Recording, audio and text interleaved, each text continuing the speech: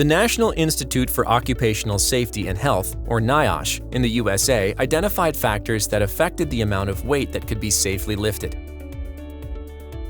It was created to help workplaces design and assess lifting and lowering tasks.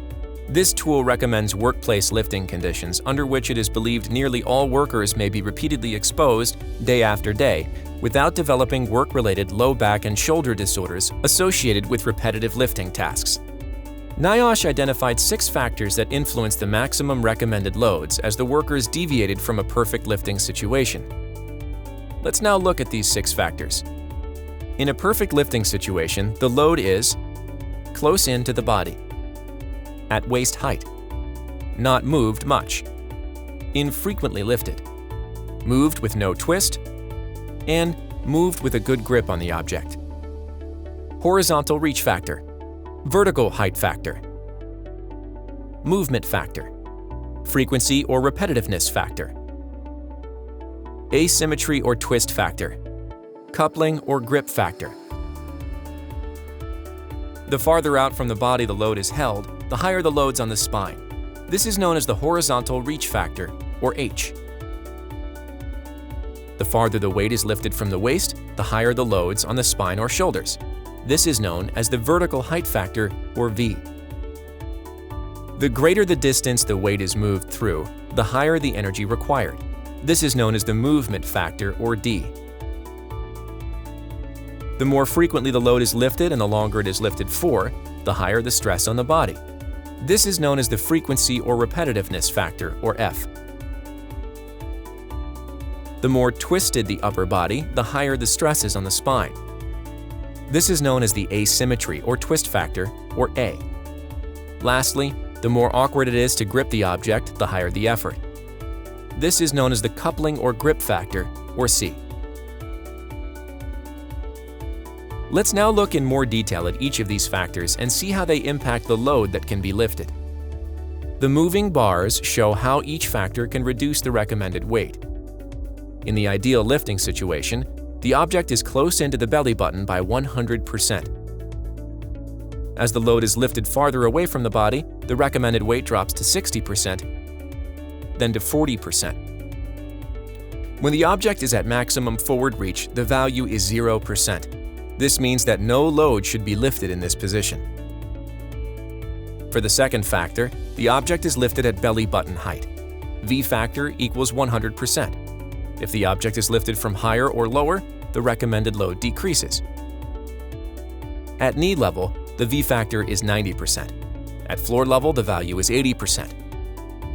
However, lifting from the floor puts high stresses on the spine. A lift from the floor needs further risk assessment.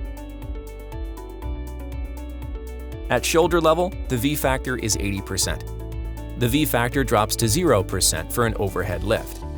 This lift is stressful for the shoulders, and loads should not be routinely lifted or lowered at this height.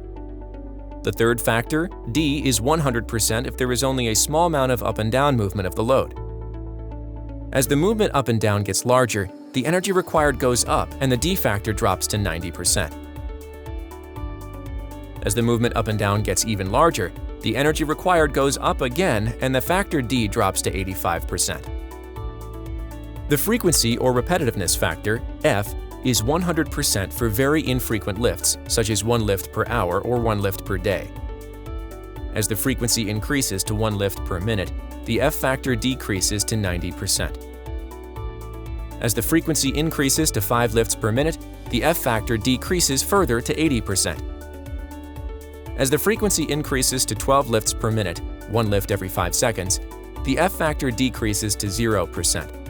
Workers should not lift under these high-frequency conditions. The fifth factor, A, asymmetry, is 100% when there is no spine twisting during the lift.